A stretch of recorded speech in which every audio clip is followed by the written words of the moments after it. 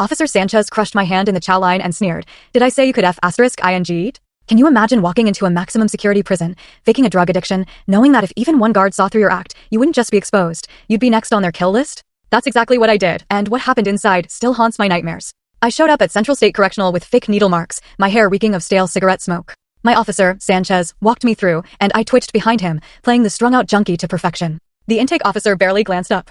Another tweaker, he grumbled, shoving an orange jumpsuit across the counter. Cell block D. D block. The infamous block where 14 young inmates had died in 6 months, all conveniently ruled sewer slides or overdoses.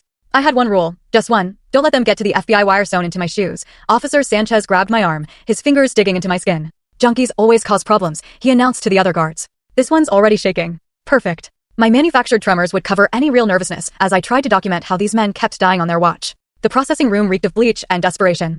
Sanchez shoved me against a wall for a strip search, laughing when I stumbled.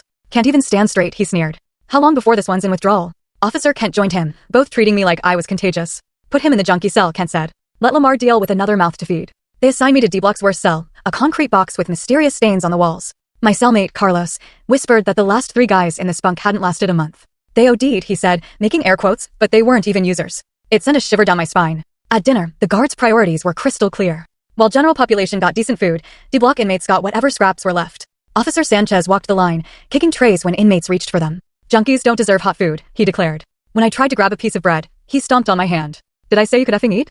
My teeth clenched. That wire in my shoe recorded every single word. The next morning revealed the real, horrifying operation. During count, Sanchez and Kemp pulled 2 inmates from their cells.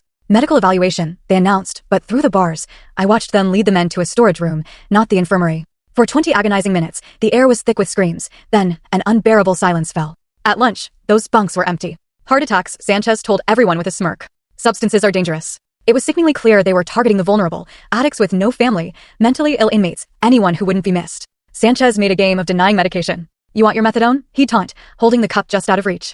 Beg for it. When inmates collapsed from withdrawal, he'd step right over them. Natural selection, he'd say. Officer Kent was even worse. He'd visit cells after lights out, flashlight in one hand, baton in the other. Bed check, he'd announce, but we all knew better. He'd pick an inmate, always the weakest ones, and drag them out. They'd return hours later, bruised and silent. Some never returned at all.